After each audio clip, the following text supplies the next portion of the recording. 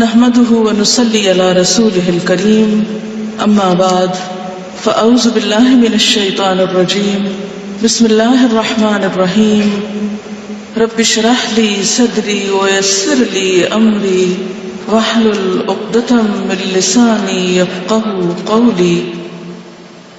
دعا کے آداب میں سے یہ بات آپ سب کو معلوم ہے کہ اگر دعا مانگنے سے پہلے اللہ کی تسبیح، حمد و ثنا، تعریف کی جائے تو یہ چیز اللہ تعالیٰ کی رحمت کو جوش میں لانے کا ذریعہ بنتی ہے اور دعا کی قبولیت کا بھی۔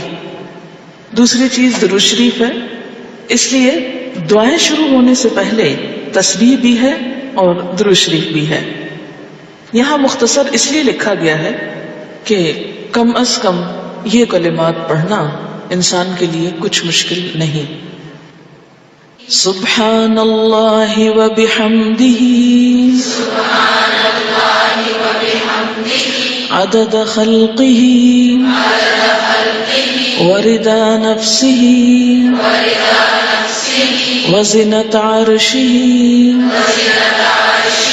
ومداد کلماتہ۔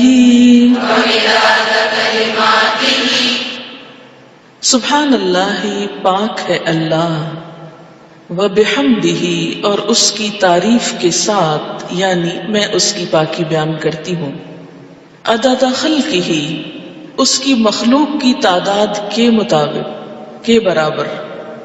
عدد گنتی، تعداد، خلق بمعنی مخلوق، یعنی جتنی اس کی مخلوق ہے، اس کی جتنی تعداد ہے، جتنی اس کی کریشن ہے، ان سب کی تعداد کے برابر، گنتی کے برابر۔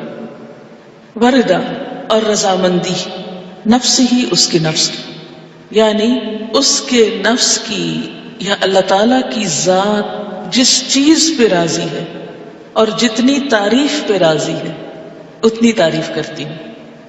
وزنت عرش ہی، اور اس کے عرش کے وزن کے برابر، یعنی جس عرش پر اللہ تعالیٰ متمکن ہے اس کا جتنا وزن ہے ہم تو اس کا احاطہ بھی نہیں کر سکتے، اس کے برابر۔ ومدادا، اور سیاہی، کلمات ہی، اس کے کلمات کے لکھنے کی، یعنی قرآن پاک میں آتا ہے کہ اگر سارے سمندر سیاہی بن جائیں اور اتنے ہی اور بھی، اور سارے درخت قلمیں بن جائیں اور اللہ کے کلمات، اس کی تعریف لکھی جانے لگے تو سارے سمندر خشک ہو جائیں، لیکن اللہ کی باتیں کبھی ختم نہ ہوں۔ تو اس لیے اس کے کلمات یا اس کی باتیں لکھنے کے لیے جتنی سیاہی چاہیے اس کے برابر۔ یہ مسنون تسبیح ہے اور بہت ہی خوبصورت، چند لفظ ہیں لیکن ایک بندہ مومن کے دل کے اندر اللہ تعالیٰ کی محبت کے لیے، اس کی عظمت بیان کرنے کے لیے جو اس کے جذبات ہیں اس کی ایک عکاسی ہے۔ اب دیکھیں کہ اللہ تعالیٰ کی ذات جتنی بلند ہے اور اس میں جتنی خوبیاں ہیں ان کا احاطہ کرنا ہم جیسے کم عقل اور حقیر انسانوں کے لیے ممکن ہی نہیں۔ نہ وہ ہماری عقل میں سما سکتا ہے، نہ ہمارے تصور میں، اور نہ ہی ہماری اتنی زندگی ہے، نہ ہماری اتنی قوت ہے، نہ اتنی طاقت ہے، مجال ہے کہ ہم واقعی اس کی تعریف کا حق ادا کر سکیں۔ اس کی تسبیح کائنات کی ہر چیز بیان کر رہی ہے۔ وَإِن مِّن شَيْءٍ إِلَّا يُسَبِّحُ بِحَمْدِهِ، کوئی چیز ایسی نہیں جو اس کی تسبیح نہ کر رہی ہو۔ وَلَٰكِن لَّا تَفْقَهُونَ تَسْبِيحَهُمْ، لیکن تم ان کی تسبیح کو سمجھتے نہیں ہو۔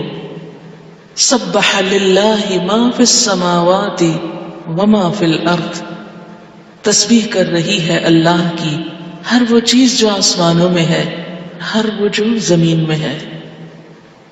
جب ہر چیز اس کی تسبیح میں لگی ہوئی ہے تو میری زبان اس کی تسبیح سے خالی کیوں رہے؟ اگر میں نہیں کروں گی تو میری محرومی ہے۔ اللہ تعالیٰ کا تو کچھ بھی نقصان نہیں۔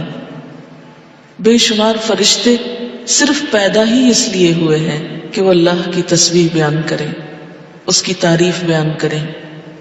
اس لیے تسبیح کرنا سراسر خود انسان کے اپنے فائدے کے لیے ہے۔ اس طرح انسان باقی کائنات کا ہم نوا ہو جاتا ہے۔ جس ذات سے جتنی محبت ہوتی ہے اس کے لیے الفاظ کا چناؤ اتنا ہی مشکل کام ہوتا ہے، اور اللہ کی تعریف کے لیے الفاظ کا چناؤ ہم عام انسانوں کے بس میں نہیں۔ اس لیے ہمیں لازمی طور پر سہارا لینا ہے نبی صلی اللہ علیہ وسلم کے الفاظ کا۔ تو آپ نے جو الفاظ سکھائے مسنون بھی ہیں اور بہت جامع بھی ہیں۔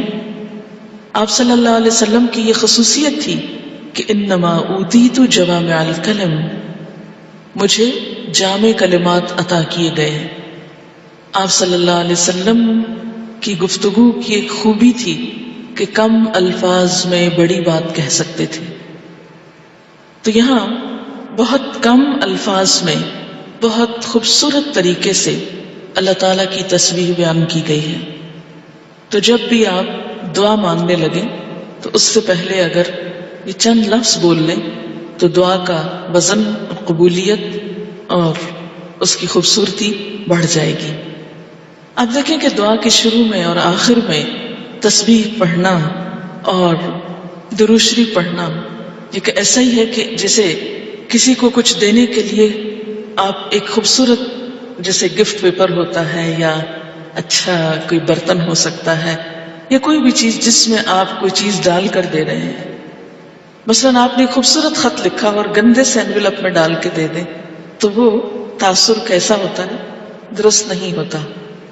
اسی طرح آپ اچھی سے اچھی بات کہنا چاہیں مگر الفاظ اچھے نہ ہوں تو اس کے اندر خوبی نہیں آئے گی اچھی سے اچھی بات میں۔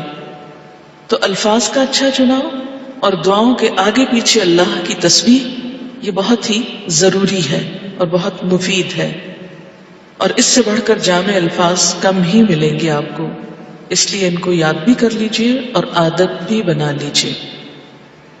اب اس شعور کے ساتھ جو کچھ ہم نے اس کا معنی سمجھا ہے، مثلاً عدد خلقی ہی، تو آپ سوچئے ذرا کہ اس کی مخلوق کی گنتی، مثلاً کہا جاتا ہے کہ آسمانوں پر جتنے ستارے ہیں اگر ان کو فرضی نام دے دیے جائیں، مثلاً ABCD، تو ان ناموں سے پکارنے میں یا ان کی صرف گنتی کرنے میں 400 ملین سال چاہیے، کیونکہ انسان نمبر ایک تو احاطہ ہی نہیں کر سکتا، اور اگر صرف گننے لگے ان کو، صرف ستاروں کو، ابھی زمین کے ذرات کو نہیں، ریت کے ذرات کو نہیں، اگر آپ میں سے ہر ایک کو پورا کراچی شہر مثلاً سمندر کے کنارے پہنچ جائے اور ایک ایک گلاس ریت کا اٹھا کر اس کو دے دیا جائے ہر شخص کے کہ اس کے ذرات گنو، تو میرا خیال ہے کہ صرف وہ ذرے گننے میں اس کو کئی سال لگ جائیں، ایک عمر بیت جائے۔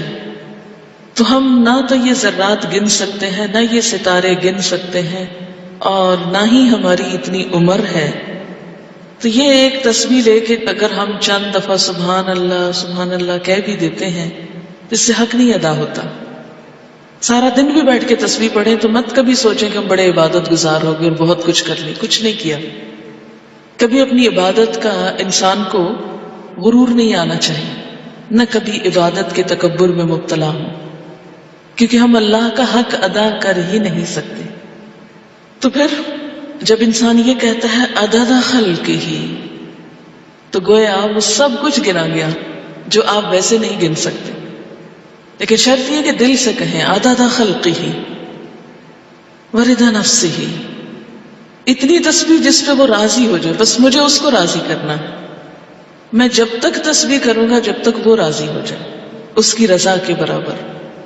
وزنۃ عرشہ، اور وزن میں اس کا عرش، اس سے وزنی کوئی چیز نہیں، اور اس کے کلمات لکھنے کی سیاہی کے برابر، وہ کتنی ہے اس کا احاطہ بھی ہم نہیں کر سکتے۔ اب آپ دیکھیں لیکوڈ بھی آ گیا اور ایبسٹریکٹ چیز بھی آ گئی اور ٹھوس چیز بھی آ گئی، یعنی ہر چیز کا ایک طرح سے احاطہ کیا گیا۔ اب اس تصور کے ساتھ تسبیح پڑھی سبحان اللہ و بحمدہ عدد خلقہ ورضا نفسہ وزنة عرشہ ومداد کلماتہ